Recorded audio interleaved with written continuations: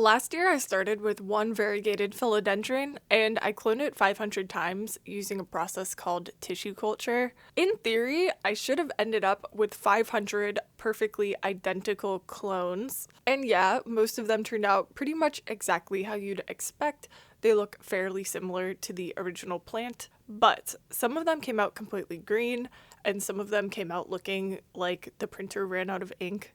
These white plants are actually achlorophyllous, meaning they don't have any chlorophyll, like the one thing plants need to survive. So what exactly went wrong here? And if all of these plants are supposed to be clones of each other, then why don't they look perfectly identical? Before we get into it, my name is Lore, and I am no stranger to accidentally creating biological abominations in my laboratory.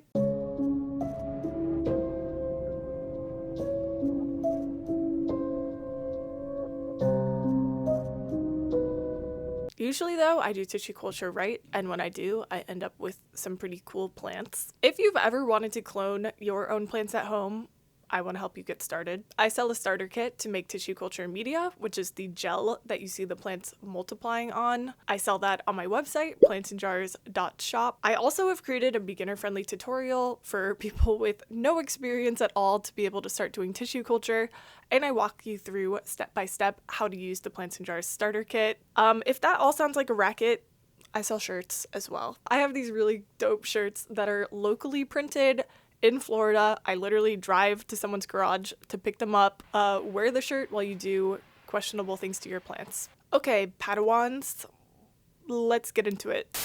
To answer the question of why clones don't always look like the original plant, we first have to understand the type of variegation that we're dealing with. One type of variegation is stable, heritable variegation. When you clone a plant with this type of variegation, the clones pretty much will always look identical to the original plant that you're cloning. A good example of this is a calathea. When you clone a calathea, the variegation will look very similar to the original plant that you started with. Another type of variegation is chimeric variegation. When you clone a plant with chimeric variegation, the resulting clones do not always look like the original plant that you started with. They can look pretty different. To understand why this is, we need to zoom in, like way in. The very tip of a growing plant is called an apical meristem. This is what it looks like if you zoomed in and looked at it on a cellular level. Each of these little shapes that you see is a separate plant cell. L1 is the outermost layer. As the plant grows, this layer forms into the outside of the plant, so it often has the biggest impact on visible variegation. L2 is the layer just beneath that. The L2 layer can also influence variegation. And then the third layer is the L3. The L3 layer will become the internal parts of the plant. As the plant grows, it stretches out.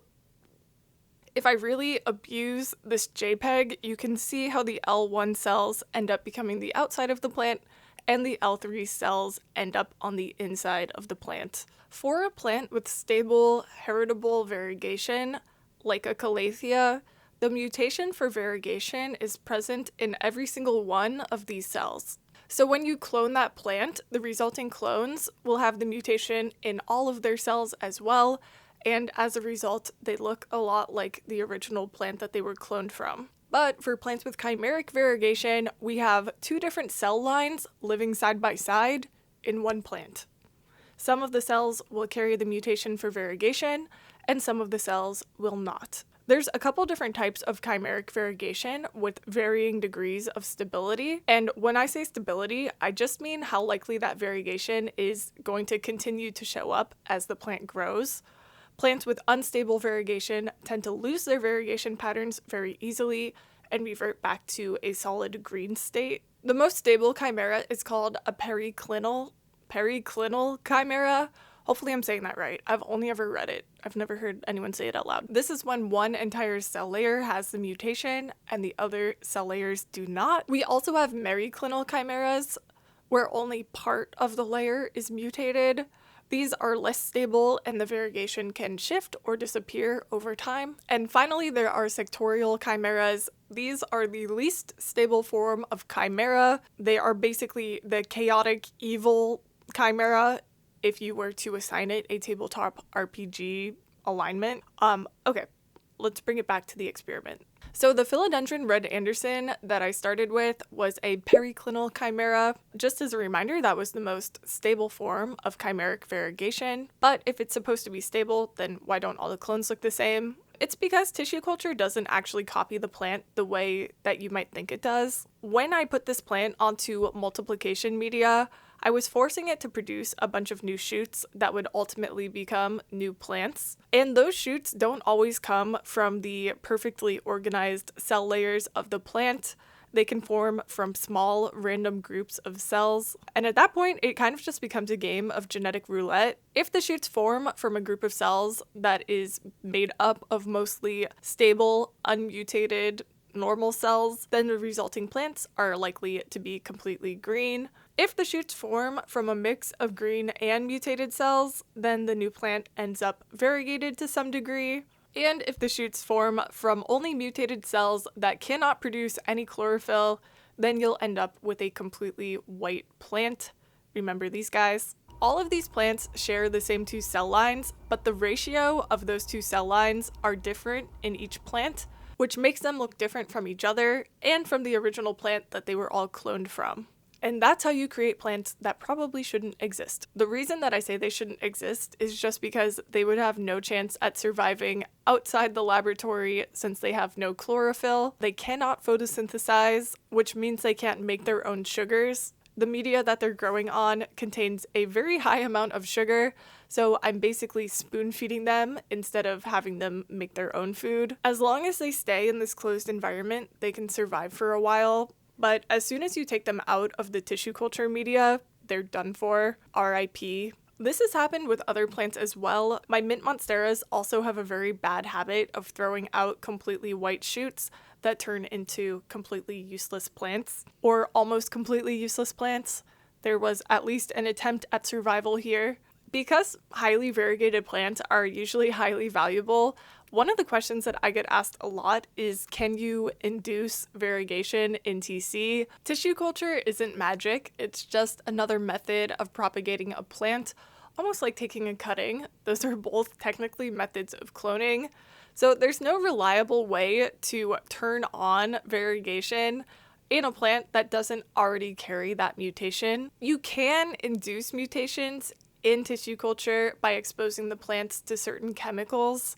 As with all things that sound too good to be true, there's a catch. You're not controlling what mutation you get, you're just increasing the odds that something will go wrong. And sometimes something going wrong happens to be a really cool variegation pattern. A well-known example of a mutation-induced variegation was the pearls and jade pothos, which was developed through TC and mutation selection at University of Florida. But for every plant that comes out looking cool, there are many more plants that end up just unviable, unstable, or completely deformed.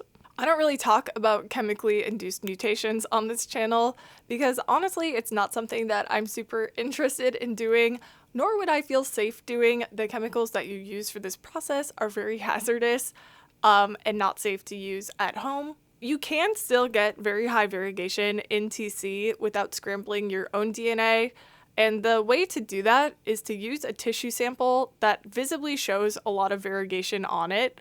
So for example, if you're cloning a philodendron and you're using a node, pick a node that shows a lot of variegation. A more highly variegated tissue sample just has a more likelihood of throwing out highly variegated shoots because of the higher ratio of mutated cells. However, you also have a chance at ending up with a higher amount of completely variegated plants that will ultimately serve you no purpose besides looking cool for a few photos. Also, if you ever see completely white plants for sale, do not buy them. They are scamming you, and they know it. Okay, so the reason that my 500 clones did not look the same from each other or the original plant that they came from was because they were never truly identical to begin with. They all share the same two cell lines, but the ratio of those cell lines is a little bit different in every single plant, which makes them all look unique from each other. It's kind of beautiful. Thank you guys for watching this video. I promised it a really long time ago, so I'm sorry. Please remember to give this video a like and also subscribe if you're not. Bye. or else. Okay, bye.